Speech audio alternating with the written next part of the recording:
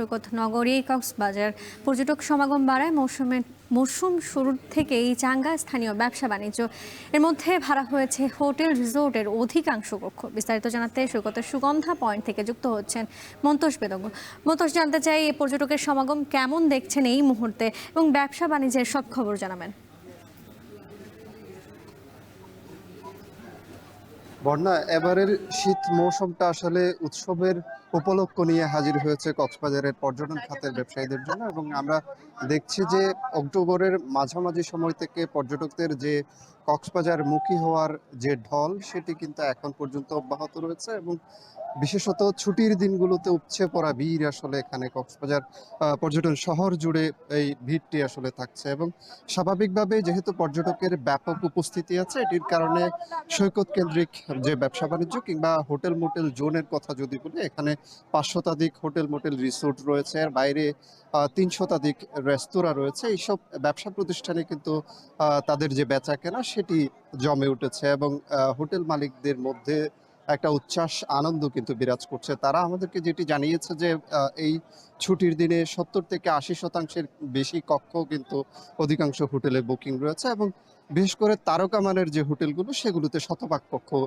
Booking থাকার কথা তারা আমাদেরকে জানিয়েছে। এখানে সৈকতে যারা ক্ষুদ্র ফটোগ্রাফার রয়েছেন, ভ্রাম্যমাণ হকার রয়েছেন, জেটিস্কি চালক কিংবা বিচ বাইক চালক রয়েছেন, টিউব ব্যবসায়ী রয়েছেন, তারাও কিন্তু তাদের যে স্বস্তি আনন্দ সেটি আমাদের কাছে প্রকাশ করেছেন। এখানে শীত মৌসুমটি আসলে পর্যটকদের বেশি টানে, যেহেতু সাগর এই মৌসুমে কিছুটা শীতল থাকে, এবং সমুদ্রের যে বড় আকারের ঢেউ, গ্রীষ্ম মৌসুমে যেটি বড় আকারের ঢেউ আসলে এখানে চোখে পড়ে, সেটি কিন্তু এই শীত মৌসুমে তুলনামূলকভাবে ঠান্ডা থাকে বলে এখানে নিরাপদে গোসলের যে বিষয়টি পর্যটকদের, সেটি কিন্তু পর্যটকরা বেশ উপভোগ করেন। এবং আমরা সৈকত সাগর তীর জুড়েই দেখছি যে প্রচুর পর্যটকের উপস্থিতি, এবং তারা পরিবারের সদস্যদের নিয়ে, বন্ধু বান্ধবকে নিয়ে কিংবা প্রিয়জনকে সাথে নিয়ে তারা এখানে অত্যন্ত আনন্দের সাথে আসলে সময় কাটাচ্ছেন। পর্যটকদের কেউ জেটিস্কিতে চড়ছেন, ঘোড়ায় চড়ছেন,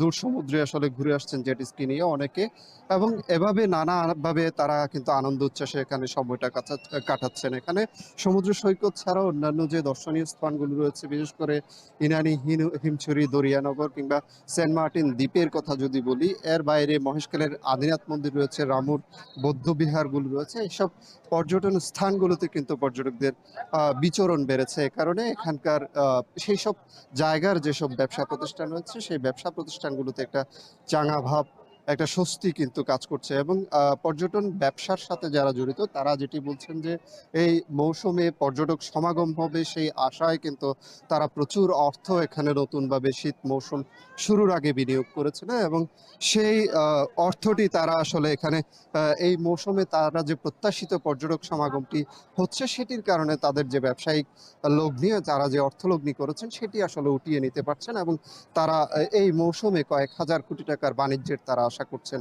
বন্যা, কক্সবাজার সৈকত থেকে আমার কাছে এই ছিল সবশেষ। কক্সবাজার থেকে যুক্ত ছিলেন মন্তোষ বেদজ্ঞ। এই মুহূর্তে এখন জনপদে নিচ্ছি বিরতি, ফিরব কিছুক্ষণের মধ্যে।